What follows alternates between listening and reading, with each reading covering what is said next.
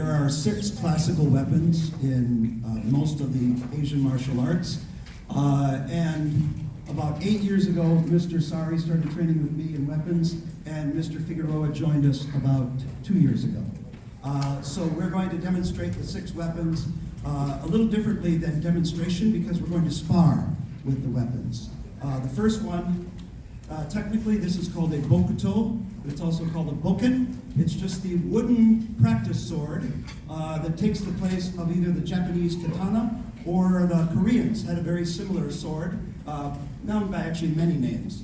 The difference between regular swords you see from Europe and the West, where the sparring was done with one hand, mashing the blade at the tip.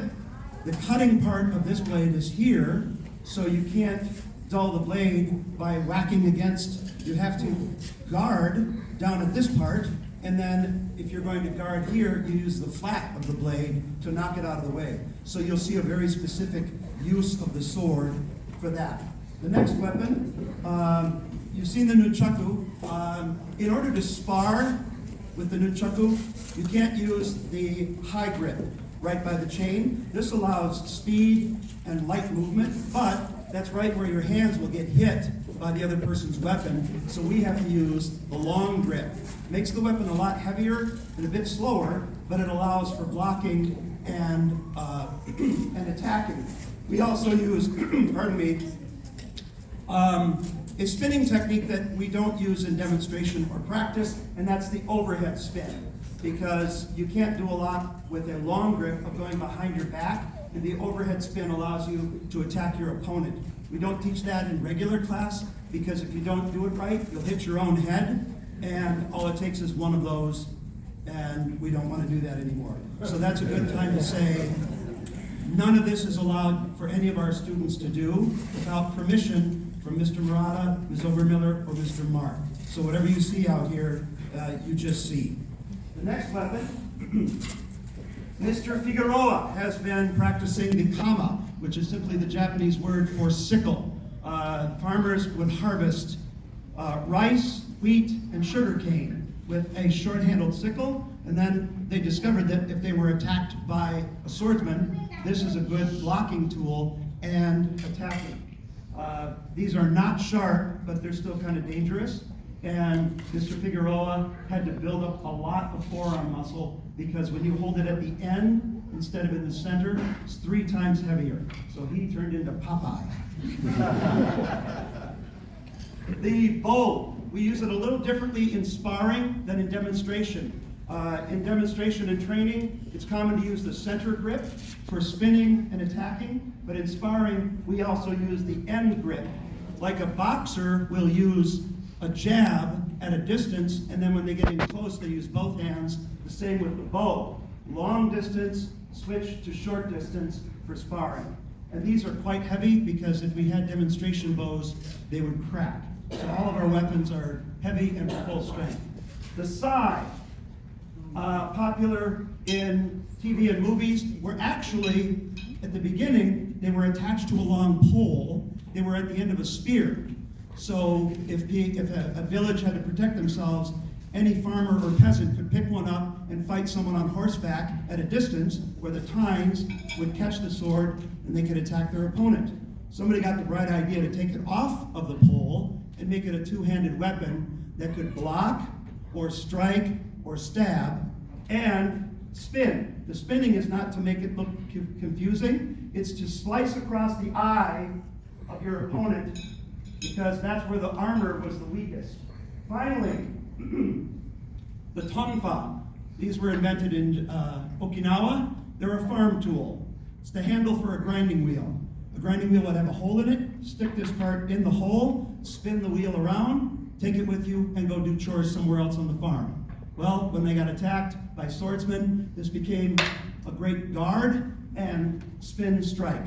The hard thing about these is if you don't close your grip right, it'll end up here and your arm is exposed. But you can jab, you can butt, you can grab here and smash the head.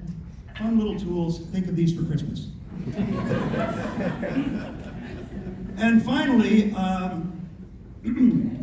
Villagers had to learn to protect themselves against weapons when they had no farm tools or weapons of their own, so they developed empty hand techniques to use against being attacked by a sword. So we're going to show that technique as well. What we're wearing are not skirts. They're actually two very large pant legs.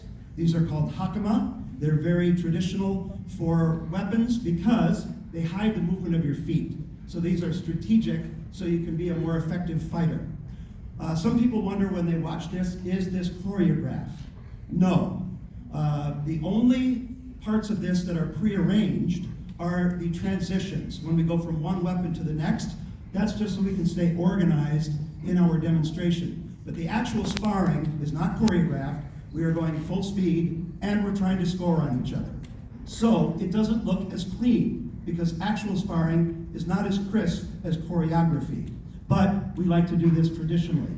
So along those lines, we also use traditional Korean commands for all of our work. So you'll hear those used when we prepare and demonstrate. Thank you.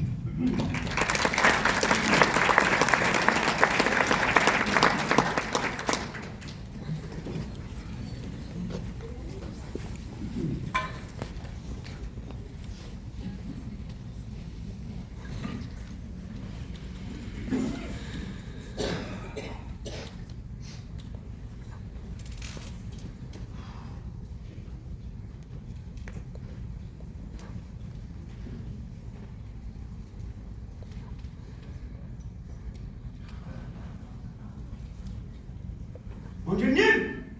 윤예! 서로에게! 윤예! 바로!